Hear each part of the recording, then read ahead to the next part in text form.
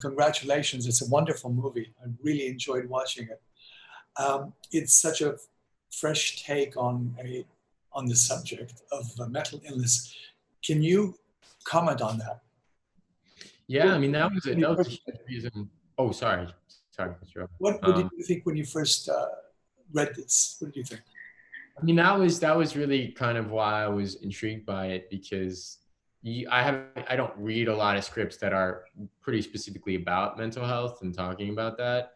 But usually when I do, they have a very specific tone to it. And this was just wildly different than anything I had experienced, and felt a lot more like, you know, maybe Ferris Bueller's Day Off than it did The Basketball Diaries, or, you know, something like that. But I think for me that was exciting. And then talking to Tor as well about how we can really use this format and this platform to really be able to make, as long as, you know, it's always coming back to a place of honesty and the reality of what it's like to live with this illness, then really being able to make this something that people want to watch and want to listen to and want to learn more about, rather than something that people are more compelled to turn away from, I think. So yeah, so that was really, really exciting from the jump. And the whole team involved was so kind of on that page, which was great. The way we see his hallucinations, there's the way, tell us about the hallucinations. Well, yeah, I mean, the hallucinations are played by some wonderful actors, Lobo, Sebastian, Anna Sophia Robb, Devin Bostick. And I think they just bring such color to the film and color to Adam. And I think it's fun for an audience, because you get to learn more about this character, Adam, through these people that are very, very different than Adam seems to be.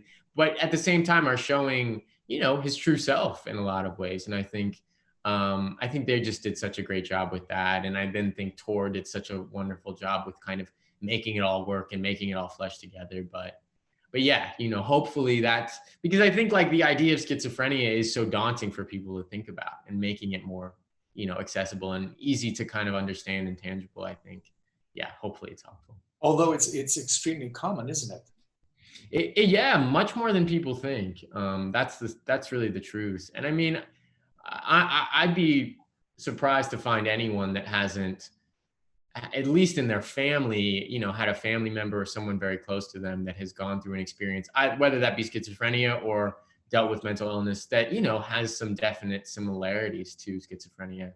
But yeah, I think it's always been something that people want to shy away from talking about, because it's uncomfortable, or because, you know, it's not obviously fun or easy at times, but is so important, because so many people, and so many young people too, right now are really not knowing how to live their life and how to go about things, and whether they will even have a life, you know, outside of that illness. And I think telling stories where that's really the focus is so important. I mean, really anytime, but especially now. It's also a love story, a really nice love story. Can you comment on that?